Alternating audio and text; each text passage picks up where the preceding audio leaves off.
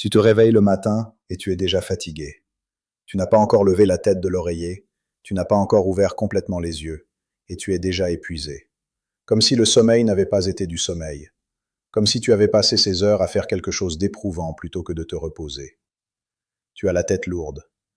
Tu as ce brouillard mental qui ne se dissipe pas dans les premières heures, qui te suit jusqu'à la mi-matinée, qui rend tout plus lent, plus difficile, plus opaque. Tu as du mal à trouver tes mots. Tu as du mal à te concentrer. Tu as du mal à te souvenir de ce que tu as lu hier, de ce qu'on t'a dit la semaine dernière, du prénom de quelqu'un que tu connais depuis des années. Et tu as pensé que c'était l'âge. Tu as pensé que c'était le stress. Tu as pensé que c'était normal de se sentir ainsi après 50 ans, après 60 ans. Mais je te pose une seule question, et réponds-moi honnêtement. Qu'est-ce que tu fais le soir? Qu'est-ce que tu fais dans les heures avant d'aller te coucher? Qu'est-ce que tu fais quand tu es allongé dans le noir et que tu n'arrives pas à t'endormir? Qu'est-ce que tu fais quand tu te réveilles à 3 heures du matin et que tu n'arrives pas à te rendormir? Parce que la réponse à cette question, ce que tu fais la nuit, pourrait être la cause directe de tout ce que tu ressens le matin. Et pas seulement le matin. La recherche en neurosciences de ces 10 dernières années a démontré quelque chose d'extraordinaire et de profondément préoccupant. Ce qui se passe dans ton cerveau pendant les heures nocturnes est déterminant pour ta santé cognitive à long terme. Le cerveau ne s'éteint pas la nuit, il travaille. Il a une tâche précise, fondamentale, qu'il ne peut accomplir que pendant le sommeil. Et certaines habitudes nocturnes, des habitudes que tu considères probablement inoffensives, normales, faisant partie de ta routine depuis des années, empêchent le cerveau de faire ce travail. Chaque nuit, année après année. En France, plus d'1 million de personnes vivent avec la maladie d'Alzheimer. Et la recherche montre que le risque de développer une démence est significativement plus élevé chez les personnes souffrant de troubles chroniques du sommeil. Pas 2 fois plus élevé, pas 3 fois, jusqu'à 5 fois plus élevé dans certaines études. 5 fois. Pour quelque chose qui se passe chaque nuit, pendant que tu dors, ou pendant que tu n'arrives pas à dormir parce que tu fais exactement ce que ton cerveau ne peut pas se permettre que tu fasses. Je suis Michel Roche, et dans cette vidéo, je te montre exactement quelles sont les habitudes nocturnes qui tuent ton cerveau, et ce qu'il faut faire à la place, à partir de cette nuit même. Reste jusqu'à la fin, parce que l'habitude la plus dévastatrice de toutes, celle qui touche le plus de personnes et dont on parle le moins, je la révèle dans la deuxième moitié. Si tu te réveilles le matin fatigué, même après 7 ou 8 heures de sommeil, écris 1 dans les commentaires. Je veux savoir combien de personnes vivent cela sans en comprendre la cause. Avant de parler des habitudes, laisse-moi te poser quelques questions. Réponds honnêtement, même juste dans ta tête. Est-ce que tu gardes le téléphone près du lit la nuit? Est-ce que tu le regardes avant de dormir, même juste pour vérifier rapidement les messages, les actualités, les réseaux sociaux? Est-ce qu'il t'arrive de te réveiller la nuit et de regarder l'écran pour voir l'heure, et de rester à faire défiler pendant quelques minutes? Est-ce que tu bois quelque chose d'alcoolisé le soir, peut-être un verre de vin au dîner ou un digestif après, convaincu que ça t'aide à te détendre et à mieux dormir? Est-ce que tu manges tard le soir, le dernier repas après 20 heures, après 21 heures, parfois proche de minuit? Est-ce que tu te couches à des heures différentes chaque jour, parfois à 22 heures, parfois à 1 heure du matin, selon comment se passe la soirée? Si tu as répondu oui à au moins 2 de ces questions, tu fais chaque nuit quelque chose dont ton cerveau paie le prix fort. Pas demain, pas dans 10 ans, ce soir. Et chaque nuit qui passe sans changement est une nuit où le processus de dégradation continue, sans être perturbé. Mets un like à cette vidéo. Ça m'aide à apporter ces informations à ceux qui en ont besoin. Pour comprendre pourquoi certaines habitudes nocturnes sont si dévastatrices pour le cerveau, tu dois comprendre une seule chose sur le sommeil, et je te l'explique de la façon la plus simple possible. Le cerveau possède un système de nettoyage nocturne qui s'appelle le système glymphatique.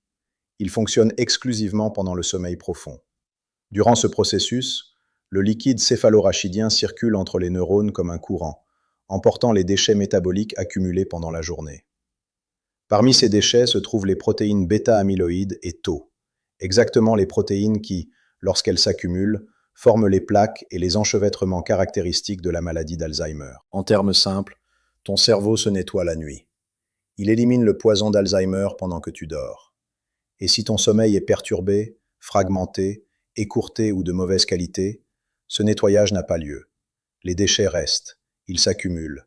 Nuit après nuit, année après année, Ils construisent silencieusement l'environnement qui favorise la démence.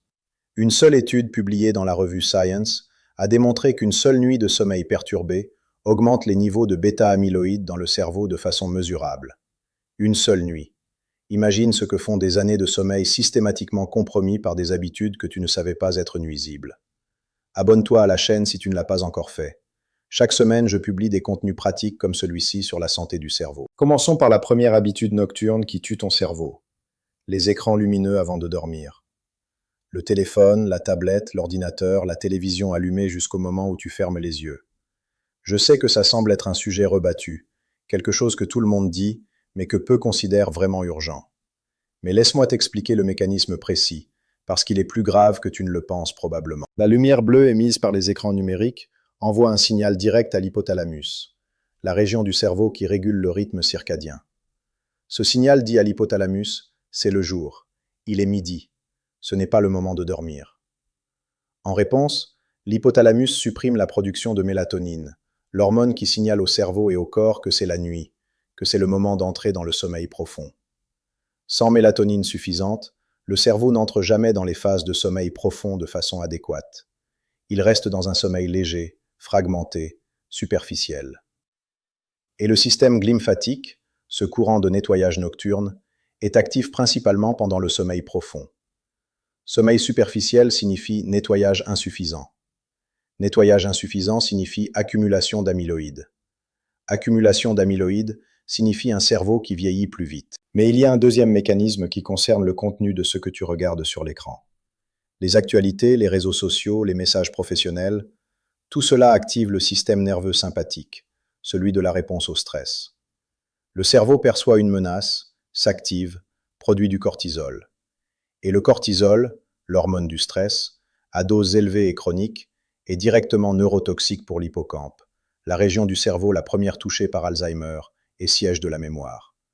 Regarder un écran pendant 30 minutes avant de dormir peut augmenter les niveaux de cortisol de façon mesurable et les maintenir élevés pendant les premières heures de sommeil, précisément quand le système glymphatique devrait travailler tranquillement. La solution concrète, éteins tous les écrans au moins 45 minutes avant d'aller te coucher.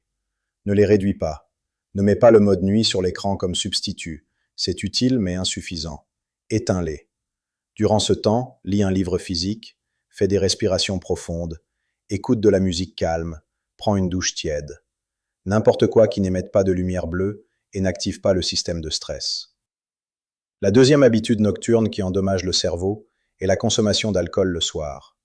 Et ici, je sais déjà que beaucoup vont résister, parce que le verre de vin au dîner est l'une des habitudes les plus ancrées dans la culture française. Mais le mécanisme est clair et ne laisse pas de place à l'interprétation. L'alcool, même en petite quantité, interfère avec l'architecture du sommeil d'une façon très spécifique. Dans la première partie de la nuit, après avoir bu, l'alcool a un effet sédatif. Il te fait t'endormir plus facilement, il te semble que tu dors mieux. Mais dans la seconde partie de la nuit, quand le corps métabolise l'alcool, un effet rebond se produit. Le sommeil devient fragmenté, agité, avec des réveils fréquents. Et la deuxième partie de la nuit est précisément celle où le sommeil paradoxal est le plus abondant. Le sommeil pendant lequel le cerveau consolide les souvenirs, traite les émotions et accomplit des fonctions cognitives de réparation qui n'ont lieu à aucune autre phase du cycle.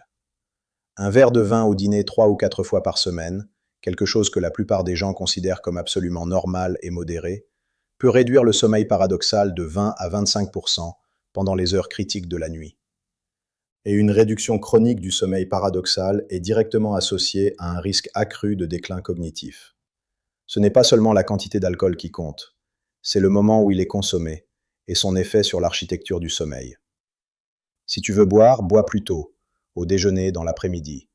Laisse au moins 3 heures entre le dernier verre et le moment où tu vas te coucher. Le corps a besoin de ce temps pour métaboliser l'alcool avant que le cycle du sommeil ne commence. La troisième habitude nocturne dévastatrice pour le cerveau est de manger tard. Le dîner après 20 heures, le grignotage nocturne proche de minuit, la petite faim devant la télévision avant de dormir. Quand tu manges, ton corps active le système digestif. Il augmente la température corporelle, accélère le métabolisme, produit de l'insuline. Tous ces processus sont incompatibles avec le sommeil profond. Pour entrer en sommeil profond, le cerveau a besoin d'une baisse de la température corporelle et de faibles niveaux d'insuline dans le sang. Si tu as mangé 1 heure avant d'aller te coucher, ton corps est encore en pleine digestion, et le cerveau ne peut pas entrer dans les phases profondes du sommeil jusqu'à ce que la digestion soit suffisamment avancée. Mais il y a un deuxième mécanisme encore plus spécifique qui concerne directement le nettoyage cérébral nocturne. Le système glymphatique fonctionne mieux dans des conditions de faible activité métabolique systémique, quand le corps est dans un état de repos profond, avec une glycémie basse et une insuline basse. Si tu as mangé tard et que ta glycémie et ton insuline sont encore élevées quand tu entres dans le sommeil, le système glymphatique est moins efficace. Moins de courant de nettoyage, plus d'accumulation d'amyloïdes, plus de risques à long terme. Essaie de prendre ton dernier repas de la journée au moins 2 heures et demie, idéalement 3 heures avant d'aller te coucher. Si tu as faim la nuit, une petite quantité de protéines, un œuf, quelques noix, un peu de yaourt grec sans sucre, est bien moins perturbatrice pour le sommeil que les glucides ou les aliments riches en graisses saturées. La quatrième habitude nocturne qui endommage le cerveau est l'irrégularité des horaires de sommeil. Se coucher à des heures différentes chaque soir, parfois à 22 heures, parfois à 1 heure du matin, parfois à 23h30 selon comment se passe la soirée, selon l'émission de télévision, selon le dîner au restaurant, selon le week-end. Cette irrégularité semble inoffensive. De toute façon, le total beurre de sommeil est le même. Mais le cerveau ne fonctionne pas ainsi. Le cerveau possède une horloge interne, le rythme circadien, qui régule non seulement quand tu dors, mais quand tu produis certaines hormones, quand le système glymphatique est le plus actif, quand la température corporelle baisse, quand le système immunitaire se recalibre. Cette horloge se synchronise avec la régularité des horaires. Quand les horaires de sommeil varient de plus d'1 heure d'un jour à l'autre, cette horloge se désynchronise. Le cerveau ne sait plus quand s'attendre au sommeil profond. Le système glymphatique ne s'active pas au moment optimal. La production de mélatonine se décale. Et tout le mécanisme de réparation nocturne du cerveau fonctionne de façon sous-optimale. Une étude de la Harvard Medical School ayant suivi plus de 60 000 adultes pendant plus de 10 ans a montré que l'irrégularité du sommeil, indépendamment de la durée totale, était associée à un risque significativement plus élevé de déclin cognitif. Ce n'est pas seulement combien tu dors qui compte, c'est quand tu dors, et c'est que ce soit toujours à la même heure. Choisis une heure à laquelle aller te coucher et une heure à laquelle te réveiller, et maintiens-les avec la plus grande constance possible, même le week-end, même en vacances, même après une soirée tardive. Ton cerveau te remerciera avec un nettoyage nocturne plus efficace, une mémoire plus vive, et une clarté matinale que tu n'avais plus ressentie depuis des années. Et nous voici à l'habitude la plus dévastatrice de toutes, celle qui touche le plus de personnes silencieusement, celle qui est la plus difficile à reconnaître comme un problème, parce qu'elle est devenue tellement normale, tellement quotidienne, tellement acceptée culturellement que personne ne la remet jamais en question.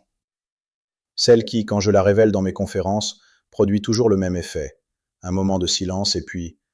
Mais tout le monde fait ça. La cinquième et pire habitude nocturne qui tue ton cerveau est de ruminer, d'amener ses problèmes au lit, de penser de façon compulsive aux soucis de la journée, le problème au travail, le conflit familial, la facture, la santé, la conversation qui s'est mal passée. Dans ce moment entre le moment où tu t'allonges et celui où tu t'endors, et lors de ces réveils nocturnes où l'esprit repart tout seul à tourner en rond. La rumination nocturne chronique n'est pas seulement un désagrément psychologique. C'est un mécanisme de destruction neuronale lent et systématique qui agit par 2 voies précises. La première voie est le cortisol. Quand tu rumines, quand le cerveau se met en mode résolution de problèmes sur des problèmes qui ne peuvent pas être résolus à ce moment-là, le système nerveux sympathique s'active et produit du cortisol. Peu importe que tu sois physiquement au repos dans ton lit. Le cerveau ne fait pas la différence entre une menace réelle et une menace imaginée ou remémorée. Si tu penses à quelque chose de stressant, le corps répond comme si ça se passait maintenant. Le cortisol nocturne élevé supprime le sommeil profond, réduit le sommeil paradoxal et, comme nous l'avons vu, est directement neurotoxique pour l'hippocampe avec une exposition chronique. Une personne qui rumine chroniquement la nuit pendant des années baigne littéralement son hippocampe dans le cortisol chaque nuit. Et l'hippocampe est la première structure cérébrale touchée par Alzheimer. La deuxième voie est encore plus insidieuse. La rumination chronique est l'un des principaux mécanismes qui fragmentent le sommeil. Ces réveils à 2 heures, à 3 heures, à 4 heures du matin dont il est difficile de se rendormir. Et chaque réveil nocturne interrompt le cycle de nettoyage glymphatique. Ne le mets pas en pause, l'interrompt. Le système glymphatique doit recommencer le cycle à chaque fois que le sommeil profond est atteint à nouveau. Et dans une nuit fragmentée par plusieurs réveils, le cerveau n'arrive jamais à compléter un cycle de nettoyage complet. Les déchets restent, l'amyloïde s'accumule, les dégâts continuent. Et la chose la plus difficile avec la rumination comme habitude, c'est qu'elle ne ressemble pas à une habitude. Elle ressemble à quelque chose qui t'arrive, quelque chose que tu ne contrôles pas, qui s'active tout seul, qui arrive sans être invité. Mais la rumination est un schéma neuronal acquis. C'est le cerveau qui a appris que le moment où tu t'allonges est le moment de traiter les soucis. Et comme tous les schémas neuro acquis, il peut être interrompu et remplacé par quelque chose de différent grâce à des pratiques délibérées et constantes. La technique la plus efficace que je connaisse, et celle qui a la base de preuve la plus solide, s'appelle le temps des inquiétudes. Elle consiste à consacrer chaque jour, en fin d'après-midi ou en début de soirée, une période fixe de 15 minutes exclusivement à la pensée des soucis. Écris sur papier ce qui t'inquiète. Écris des solutions possibles ou des prochaines étapes. Puis ferme physiquement le cahier. Quand la nuit une pensée inquiétante arrive, le cerveau a déjà un endroit où cette pensée a été traitée. Et tu peux te dire « J'ai déjà pensé à ça aujourd'hui. Mon moment pour y penser est passé. J'y repenserai demain à mon heure. » Ça ne fonctionne pas immédiatement et pas parfaitement. Mais avec une pratique constante de 2 ou 3 semaines, cela réduit significativement la fréquence et l'intensité de la rumination nocturne. Un deuxième outil puissant est la respiration diaphragmatique lente. Inspirer pendant 4 secondes, retenir 2, expirer pendant 8. Ce schéma active le nerf vague, interrompt la réponse du système nerveux sympathique et fait baisser le cortisol de façon mesurable en moins de 3 minutes. Ce n'est pas une technique mystique, c'est de la physiologie pure. Le nerf vague, quand il est stimulé par ce type de respiration, envoie des signaux directs à l'amygdale, le centre d'alarme cérébral, pour abaisser l'état d'alerte. L'amygdale se calme, le cortisol baisse. Le cerveau peut entrer dans le sommeil profond. J'ai un patient, Bernard, 67 ans, architecte à la retraite. Il venait me voir depuis 2 ans avec une insomnie chronique, une rumination nocturne intense et une difficulté progressive de concentration qui le préoccupait profondément. Il dormait 7 heures, mais se réveillait 3 ou 4 fois par nuit, et chaque réveil déclenchait un nouveau cycle de pensée sur les soucis familiaux, la santé, l'avenir. Il regardait le téléphone pour voir l'heure et restait à faire défiler quelques minutes. Il buvait un demi-verre de vin au dîner pour se détendre. Il dînait souvent tard parce que la famille se réunissait le soir. C'était la combinaison parfaite de tous les poisons nocturnes que je t'ai décrits. Nous avons changé les choses une par une, progressivement. D'abord le téléphone, loin du lit, écran éteint à partir de 22 heures. Ensuite le dîner, avancé d'1 heure. Ensuite le vin, limité au déjeuner du week-end. Ensuite le temps des inquiétudes l'après-midi avec le cahier. Après 6 semaines, il m'a dit « Cette nuit, je me suis réveillé une seule fois. J'ai fait 3 respirations profondes et je me suis rendormi en 10 minutes. Ça ne m'était pas arrivé depuis des années. Après 3 mois, le brouillard matinal a presque disparu. Je me souviens de mes rêves. Je me souviens des conversations. Je me sens à nouveau éveillé. » Ce n'était pas de la magie. C'était le cerveau qui pouvait enfin faire son travail nocturne, se nettoyer, se réparer, consolider, se régénérer, sans être interrompu chaque nuit par les mêmes erreurs répétées. Faisons le point. Les 5 habitudes nocturnes qui tuent ton cerveau sont les écrans lumineux avant de dormir, qui suppriment la mélatonine et activent le cortisol, l'alcool du soir, qui détruit le sommeil paradoxal dans la seconde partie de la nuit, les repas tardifs, qui maintiennent la glycémie élevée et inhibent le nettoyage lymphatique, l'irrégularité des horaires de sommeil, qui désynchronise le rythme circadien et rend le sommeil profond inefficace, et la rumination nocturne chronique, la pire de toutes, qui élève le cortisol, fragmente le sommeil et empêche systématiquement le cerveau de compléter son cycle de nettoyage de l'amyloïde. Le changement que je te demande n'est pas une révolution. C'est une série de petits choix concrets que tu fais ce soir. Éteins le téléphone à 22 heures. Dîne avant 20 heures. Écris tes soucis sur papier en début de soirée et ferme le cahier. Allonge-toi à la même heure qu'hier. Et quand l'esprit repart, fais 3 respirations profondes. 4 secondes dedans, 2 de pause, 8 dehors. Et laisse le nerf vague faire son travail. Cette nuit, ton cerveau a une opportunité de se nettoyer, de se réparer, de se régénérer. Donne-lui la possibilité de le faire. C'est tout ce que je te demande. Si cette vidéo t'a ouvert les yeux sur quelque chose que tu ne savais pas, Partage-la avec quelqu'un que tu connais et qui se réveille chaque matin fatigué sans comprendre pourquoi. Dans les prochaines vidéos, je parlerai de ce qu'il faut faire le matin pour renforcer encore davantage la santé du cerveau et d'un protocole complet d'hygiène du sommeil que tu peux mettre en place cette semaine même. Abonne-toi et active la cloche pour ne rien manquer. Je suis Michel Roche. À très bientôt.